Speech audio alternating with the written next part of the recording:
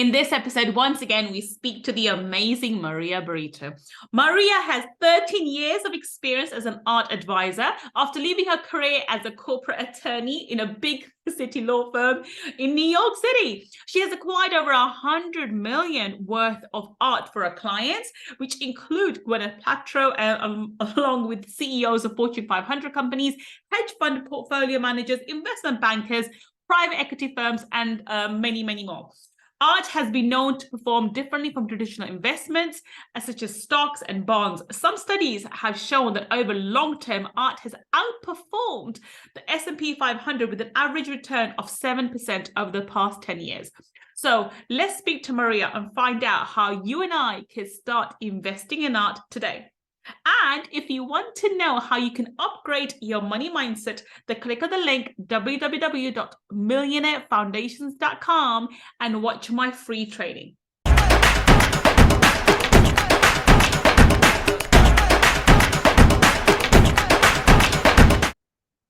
Welcome.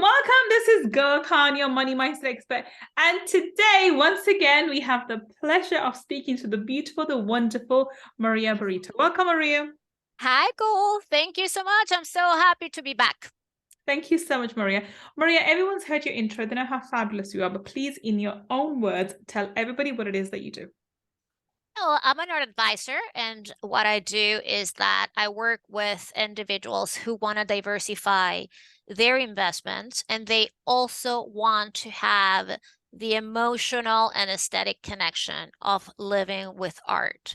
And so basically I help build art collections. I help present opportunities. I help steer them in the right direction so they don't buy things that either do not ever gain value or don't retain it. And just constantly presenting new things and helping my clients navigate this really massive art world, which is a 300 billion global behemoth. And we do that by going to galleries and going to see what's happening at auction houses and going to museums that are showing, young artists or old artists or dead artists or anything that helps my clients get a better sense of what they're doing. I'm always game for that, and I tailor my advisory services to their needs. And I am always along the way with them through their journey as collectors, because some people start with like bare walls. Some people have already started and they just want to have more expertise and figure out how to continue on top of things, because it is a full-time job. I mean, I work full-time in my business, and I have also research people who work for me, and it's a very intense and fast world. Sure. Yeah, I am sure. I'm sure. And so then, in a nutshell, that's what I do. I help people build phenomenal, epic art collections that gain value over time. But I'm always wary to say to people that same thing as a financial advisor, nobody's ever going to tell you you're going to get rich with this, like up and up only. That's not really how you it's all about investing. I think this is what I think anybody listening here would know this about investing. There's always a risk. Sure, but I just want to make sure that I give my little disclaimer, because certain people are literal in what they hear. So I just want to make sure that people understand that it has inherent risks, even though investing in art performs better than any stock traditionally if you do know what you're doing. And it is also an asset class that moves separately from everything else. And that's why in recessionary times, people with money love to go to the art market to get deals. And, by deals, I mean, it's not that something is 100 and you're going to get it for one. No, it's not buying Credit Suisse for $1 billion. It's not that. It's more getting in the right time and perhaps negotiating better terms when in much hotter moments you won't be perhaps able to get those better terms. Wonderful. So So I'm going to stop you there. So basically, the point of today's episode is all about how to start investing in art. So why don't you take up this leads us on to that? Starters, tell us, how do we start investing in art? What would someone like me, as I said before, I have yes, zero knowledge. What would you say to me? What would the step-by-step process you would tell me to do to begin investing in art? I would always ask you, what is your goal and what is your budget? Because that will definitely help me figure Mhm. out how to steer you. But let's say you haven't done ever any purchase in art, which you haven't. I would tell you, let's start looking at young artists, at emerging artists, because the investment is not so high. Mm. And therefore, whatever happens, you still hold on to the asset, right? I mean, and you didn't have to spend, let's say, more than $10,000 or more than $20,000. And by the way, those are the prices of emerging artists, right? Like a canvas. Um, there are ranges of things that happen in the art market. For example, paintings are always desirable and hot and is what the market loves. Why? Because it has a long history of more than 700 years. Like, back in the Middle Ages, people were painting on boards, and also, the canvases came during the Renaissance. So people love paintings. They've always performed well in the market, and it's something that is easy to transport, right? It's different with sculpture. Sculpture never really gets the same amount of value over time because it's difficult to move, it occupies space. People don't necessarily wanna, like, it's not the same. It's not that sculptures don't get value over time. It's just that if you were to compare them in a growth curve, paintings always perform better. So I will tell you, let's go and look at young painters, emerging painters. I wouldn't invest in photography, even though it's a wonderful medium and it is also less expensive. It just doesn't do well anymore because with the advent of Instagram and technology, then people think that, although I love photography, and if you are a seasoned collector, you should always have a piece of photography in your collection, right? But what I'm trying to say is that I would just show you a lot of emerging artists so that you have an understanding. That's the other thing, an understanding of what's happening culturally in the circles of emerging artists. And, a lot of these people, even though they might be separated by geographical, places, like they are somehow speaking the same language in the way that they are portraying their experiences. So you have a lot of Black artists, and they can be in Laos, Nigeria, or they can be in Brooklyn, New York, and they sort of like are speaking some of the same issues. And there are a lot of women artists, right, who are reclaiming their spot that for so long it was not necessarily as relevant as male artists. And so female artists are doing wonderfully well right now in the marketplace because for the first time they are getting an equal recognition. And so it doesn't matter if that artist is in Amsterdam or if that artist is in Los Angeles, right? Like, because they process that part of the experience when they portray it in a painting, they do it differently, but the sort of underlying message is usually very similar. So I would make sure that you understand the context, the here and now, which sometimes it could be difficult for the uninitiated, right? Because first, there is a lot of great art out there. And the truth is there is a lot of great art, just like there is a lot of shitty and crappy art. And the thing is understanding, once you have an eye educated, like your education of your eye with me, or if you want to go on your own, right? Like if you just want to do it on your own, I would say, go to this list of 20 galleries in London and see what's going on. And if you want to make notes on your phone of what resonated with you and why, and the patterns that you see that are repeating, that would be very helpful. And then, you know, I would go and before spending any money, I would just Google the artist. I would see if there is any press about the artist. I would see if they are self-taught or if they went to school.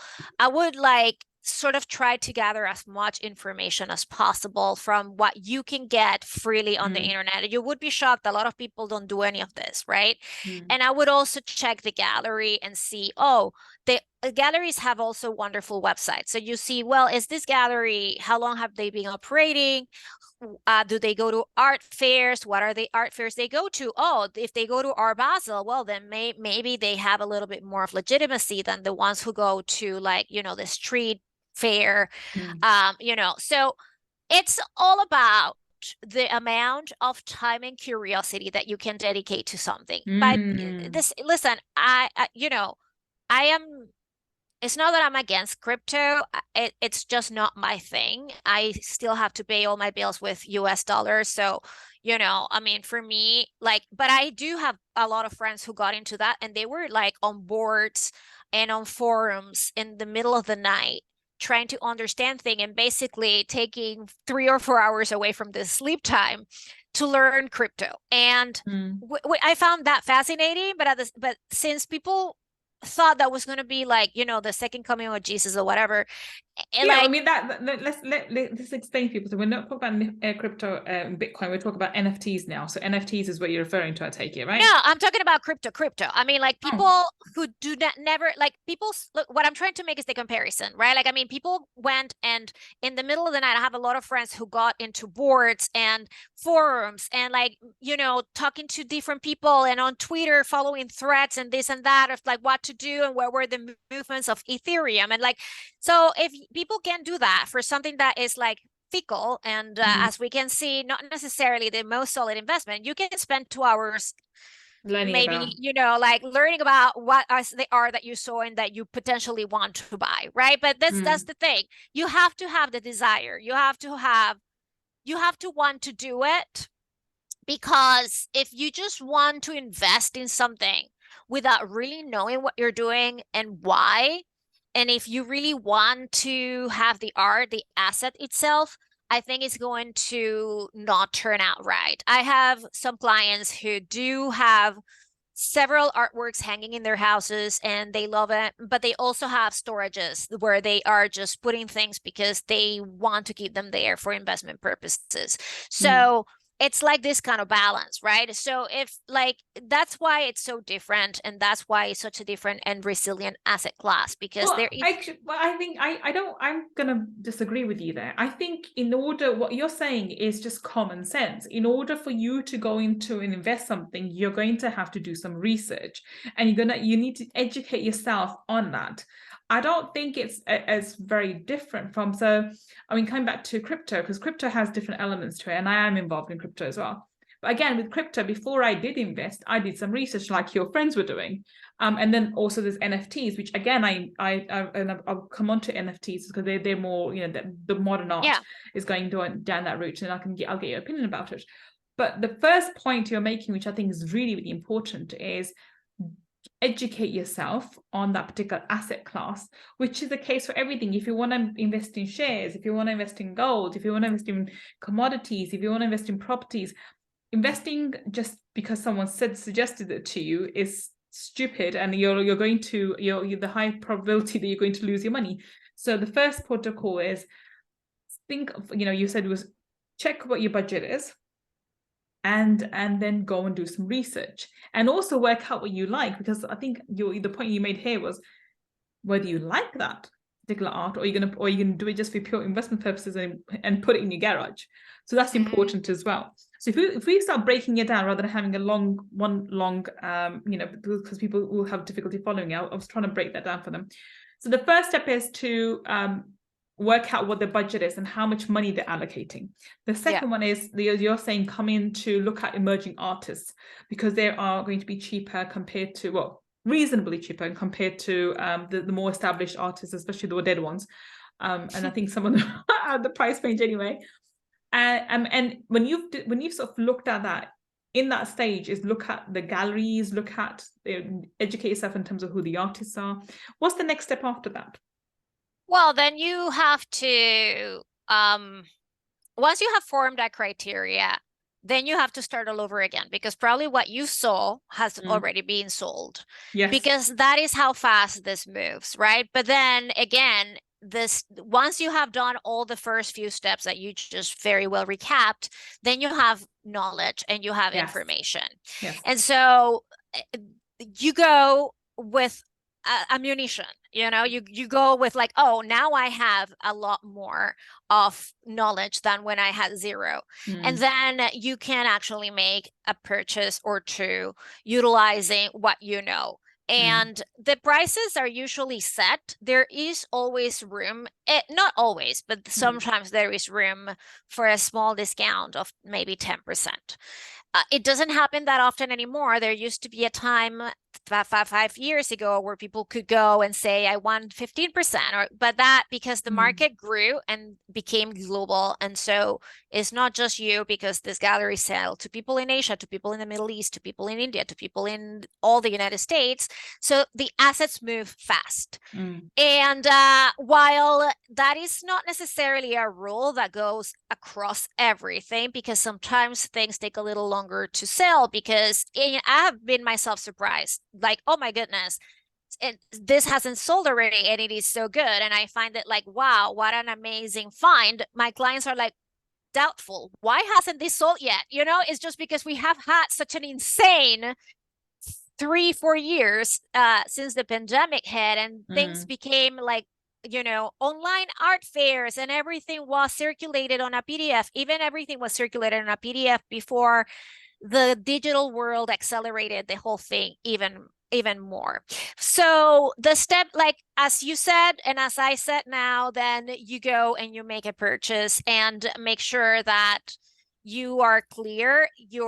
There's like nobody issues certificate of authenticity anymore unless it is an artist that can be copied. Your certificate of authenticity is your invoice, your paid invoice, and you hold on to the asset. Usually galleries with very hot artists are asking new collectors or all collectors to sign a non-resale agreement so that you cannot resell unless you go to them again. So that's to avoid speculation, which happens too often.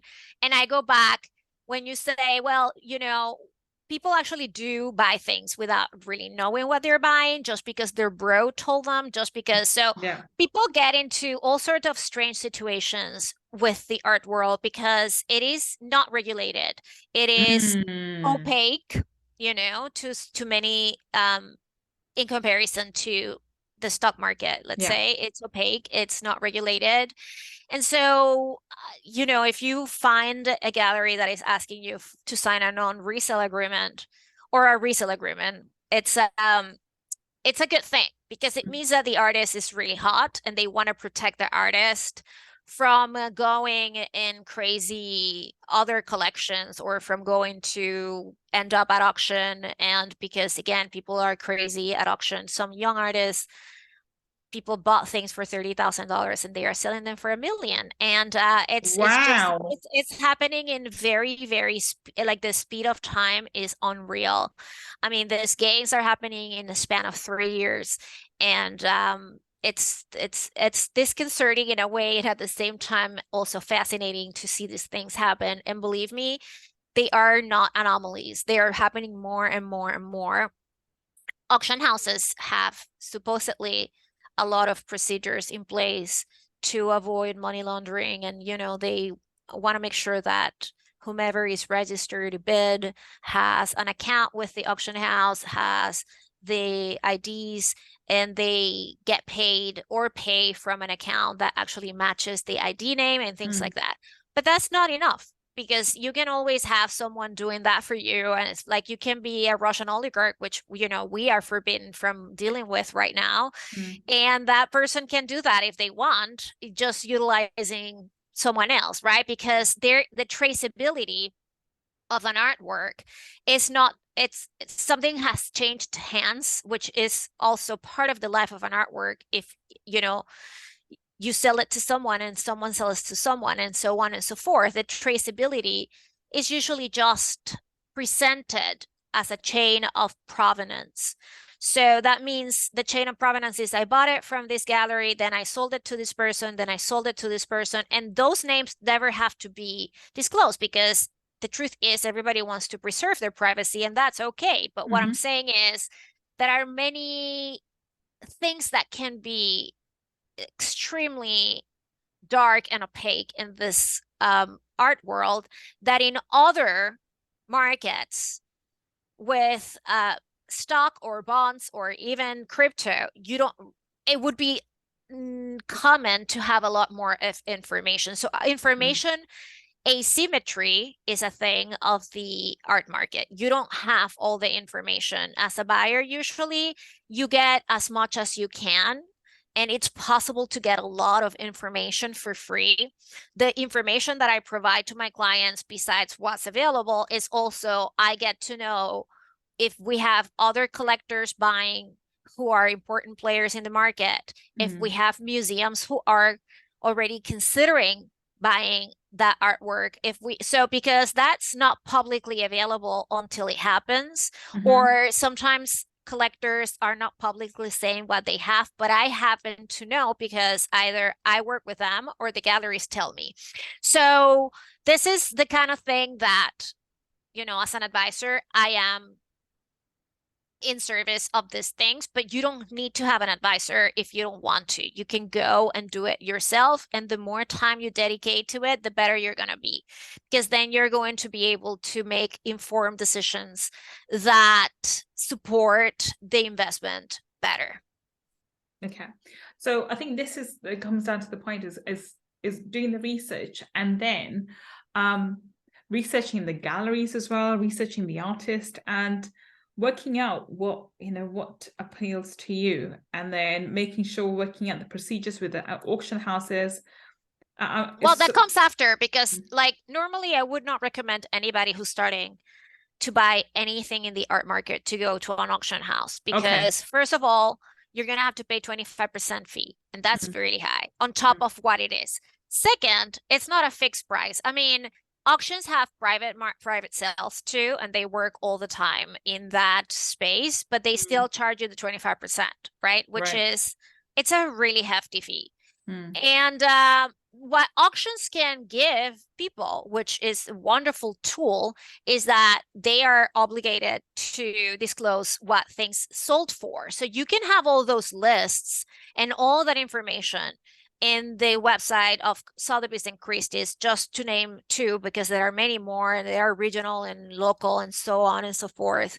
So you can have an idea. And if you want to go and see, they always have, for example, Phillips is the other one that has a lot of young artists, always young and alive, that get traded and sold there. So if you want to go and look at what's going on, they always have sales like the new, the young people, the contemporary landscape, so they are themes. And so you can always see what's happening in that sphere of young artists and what are they going for at auction. But auction usually is a validation of a purchase that comes later, right? Because once you buy an emerging artist for $10,000 or 10,000 pounds or 10,000 euros, you're not going to find that artist at auction for a couple of years at least, or 3 or 4.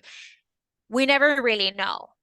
And because the auction house wants to make money, and they also want to make sure that, they are taking an asset because they do invest a lot in marketing, and they do have, their name alone brings a lot of prestige to things. So they want to make sure that if they take an asset on consignment, it is something that they are going to be able to sell. So a lot of people don't understand that they're just buying a poster on Times Square is not going to end up at Sotheby's, right? There are a lot of galleries that, while they have been in business for a long time, while they sell is crap. So it is like the responsibility of someone who is investing to either hire the right advisor or to go and do the thing on your own. Yeah. Right. I mean, basically doing the research and then doing your due diligence on the piece that you want to purchase. Yeah. Yeah, the due diligence is double. It's like not only the artist, but also who's selling it. Yeah. The galleries, as And you're saying. obviously, the smaller the risk, I mean, the least amount of it what I mean by risk is like the least amount of money you're being asked to pay for that. Also, your level of research has to diminish, right? Because if you want to have fun and take a bet on like a little painting of $500 or a little watercolor at an art fair in New York, and you love it, and you took that chance, why not, right? But then don't get crazy about research on $500 because really you're not going to find a lot there. It's just like it's a little bet. Now, when we're asking 10,000, then you should really have something to back that up, right? It shouldn't just be a dealer who tells you this is what you should get because I'm selling it. You should really have a little bit more and become familiar. What I have found over time is that a lot of young and or first-time collectors tend to gravitate to certain styles. And usually there are 3 or 4 galleries that may have programs that fit your taste. And that is an interesting thing because it means that the owner of the gallery has a vibe or an aesthetic that goes with yours. So usually they tend to present things that, for better or worse, have that type of cohesiveness. I mean, not everything will be to your liking, but all these many years that I have been in this business, I've realized that certain clients are more supportive of certain galleries, not because they just like the people there, but because the art and the artists that they are selling have similarities that speak to that particular. Yeah, I mean, that person's in alignment with it. It speaks to you, and I know. Yeah. I mean, my knowledge of art is so minuscule, but when I did go to galleries, there are some paintings, even though I have such little knowledge of art, spoke to me. They resonated with me, and then there'd be others who everyone's staring at, and I couldn't make head or tails. I'm like, what's the big deal about it? It didn't speak to me at all. So I do believe that we all have an inkling or a pull towards certain styles and certain art. We just have to figure that out ourselves. And then for starting off as investing in art, I think it's a great place to start to buy something that you like. I mean, the piece behind me, I had it commissioned and I had it done. And I love it. I love that Arabic calligraphy and the bold colors that went with it. That's never going to get to the 100,000 or million mark, but that wasn't the reason behind the purchase. Right. It was for my own personal need and my own personal desire. So I think you need to make, if we just sum this up now, when you go to look to invest in art, you need to do your due diligence. You need to do your research. First, work out your budget. First, work out, where how much you want to invest, why you want to invest. Do some research in there. Then research the galleries, research the artists they're presenting. And as you said, by the time you've made all your decisions and you've sort of come to a conclusion, the most likely is that particular piece from the artist is gone, which is fine. But then now this time when you're going back to square one, you're going back with the knowledge and the information. So now you're able to make a quicker decision, and you're able to, if you're not taking help from someone like you, like an advisor, but you're able to make the decision yourself quicker. But do research on the galleries as well as the emerging artists. Have I got this correct? So this is what you got it perfectly, and it's like you said it so succinctly. I mean, you should do my job now. That's a compliment, darling. Thank you so much. No, you didn't. You summarized it very well. It's wonderful. That exactly. Fantastic. So I hope you guys enjoyed today's episode. It's been a fascinating learning experience for me too. As you can tell, I was very paying close attention to everything that Maria said. Maria, tell everybody, how can we connect with you? How can we find you on the internet? Yes, please. I'm at my website is Maria Brito, BRIT as in Tom, .com. And there are links to the social media, and there are also forms that you can fill out if you want to reach out to me directly. So you can fill out the email form, and it'll come, and we will take care of you. Wonderful. So if you're listening to us on the podcast, then the links for Maria will be in the show notes. And if you're watching on YouTube, then down below in the description section. We will have the links for Maria to go check her out. And if you are interested in art, I highly recommend you to check her website and see what you can learn from her and how she can support you on your journey into becoming an investor in art. On that note, well, thank you so much, Maria, for being such an amazing guest for us. Thank you so much for joining us. And thank you for teaching me at least the basics of purchasing art.